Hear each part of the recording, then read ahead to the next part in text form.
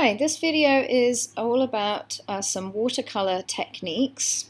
For this, I'm going to show you a couple of different blending techniques and also some ways to fix up mistakes if you do end up making a mistake. So the equipment I've got today, I've got a palette of watercolors. These are just dry.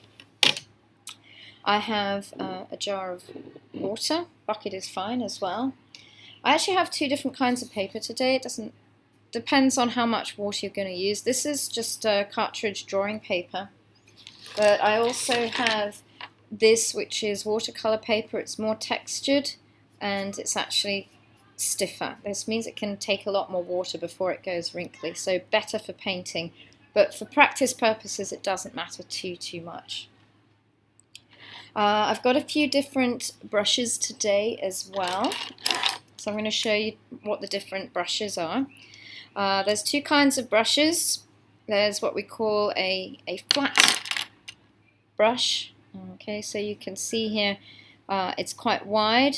If I turn it on its side, it's actually very narrow. And I've got these. These come in lots of different sizes. So I've got a much bigger one here, and then also a smaller one. If you go to the shops, you'll see these come in a vast range of sizes. I also have the soft tip or pointy brushes. So again, in a couple of different sizes. I have this one and then another one. I will just practice different strokes with the different brushes, as well as different ways of adding and mixing the colors. So I'm going to put my brushes in here. These ones are new, so they are a little bit stiff. So I'm just going to put them in the water just to let them soak a bit. Also very useful for you when you're doing watercolors is to have some tissue, either just facial tissue like this or a bit more solid paper towel. Both are useful. Okay, so we'll start by just some straight techniques just to mix the paint. So my brush is nice and soft now, so I'll take that out. It's wet. I'm just going to put it directly onto the colour here. When it comes into contact with water, it becomes quite nice. Okay, and I can put that straight onto the paper. Alright, now to get it a little bit darker, okay, I can just go right over the top of it. If you want your watercolors to get lighter, it's very simple. You just add more water. So what I'm actually going to do here, the useful thing with these palettes is the lids can be used as a place to mix colors. So I'm going to put some paint here, and then I'm going to dip my brush in the water and just add in more water. This dilutes the paint, and there it is. Okay, a lighter color. The more I can just keep adding water and it'll get lighter and lighter. Another way, you can actually mix up the color in the palette, or you can also actually change the color on the paper itself. So I'm going to start off with some quite thick color here, and then I'm going to dip my water in the brush and actually add.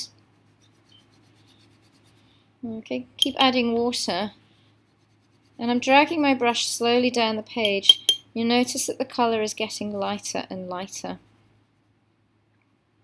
So if you wanted like a sort of a gradient, a graded wash, this is what we call it a wash. It's actually a really nice, easy way to do it. Now there's hardly any colour. So if you wanted that change of light to dark, it's actually really quite a nice way to do it. Okay.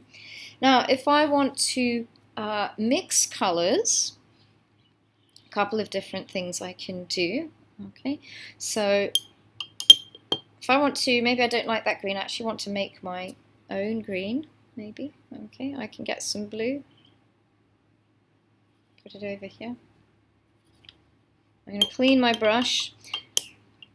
Clean your brush off before you change to a different color. So I'm getting the yellow here. And I'm going to mix it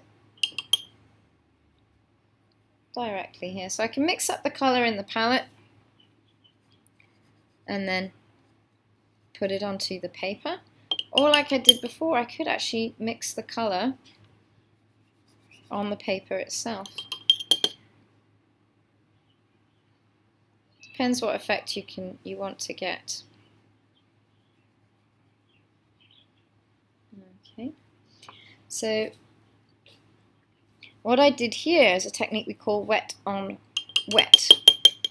Okay, so I put the wet colour on the wet yellow, clean my brush a bit, get some blue, and while it's still wet,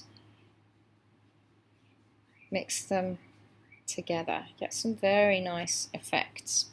Okay. You can also get some nice effects by, rather than putting the colour on flat, dropping it in. Okay, so I'm going to start this time by actually just putting the water on so you can't see anything. Then I'm going to get the colour, so I'm going to get some orange this time. And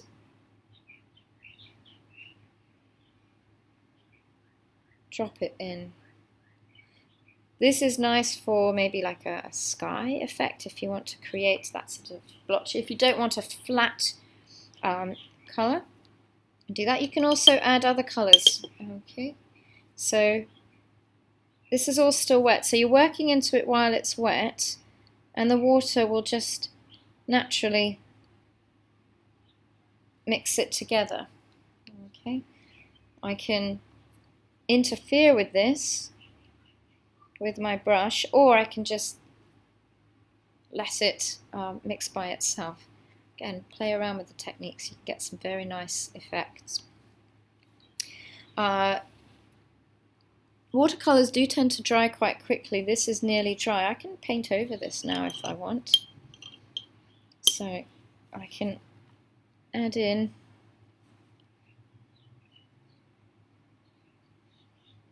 it's not fully dry, but it is quite dry. So if you wanted to get kind of a nice sharp line, wait till it's dry and then paint into it or over the top of it. Okay, and you'll get a different effect again. See, look what's happened here. It's merged. It's really quite a nice effect. Okay. Now, different brushes. I'm going to move this to one side and get another piece of paper here. The different brushes, why would you use different brushes? Okay, now I've been soaking this, it's nice and relaxed now. First start off, if I'm painting, say for example, a large area like a sky or a piece of land, big area, big brush. Because trying to paint a large sky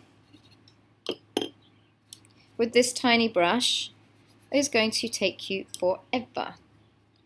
Whereas I could use a big brush. I'm going to load it with paint here, and I can sweep it across.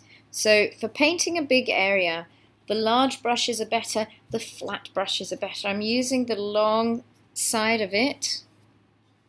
Okay, I'll show you the difference if I use the round brush. Okay, I can also use the round brush, but instead of using it like this, okay, I'm actually going to sweep it across that way. It's a different effect. So with the flat brush, notice I'm going that way, but with the round brush I'm dragging it sideways. Okay. You also notice that with the round brush it's a bit darker here because that's where the paint's gone in, and it's a lot lighter at the bottom. Now if that's an effect you're actually aiming for, then use it. Okay, so it depends. If you want a flat area with even colour, then use the flat brush. But if you want a flat area with maybe less even colour, use a round brush. Going down the sizes, okay, so if you're working into smaller areas, again the flat brush will give you a flat area, but it is also a line, so it's quite good for getting lines. Notice that I'm holding it very close to the end. I'm resting my wrist. Okay, and I've got a lot of control that way. A lot of control. Okay. With a round brush, I can also get that control. Hold it down the end. But this one, I find sometimes I get much better control with the flat brush. But you sort of see what you like to use. Again, I can use it on its side. Same effect. I'm getting darker color where the tip is, less color here. So there's a number of different things you can do. You can add the color in a line, and then maybe add, I just dip my brush in water and add water.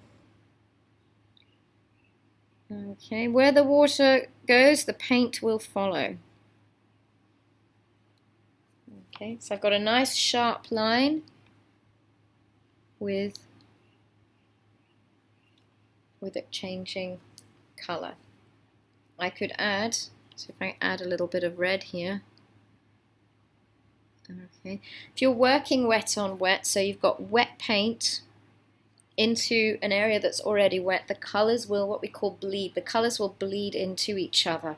This is great if you want that sort of effect. Okay.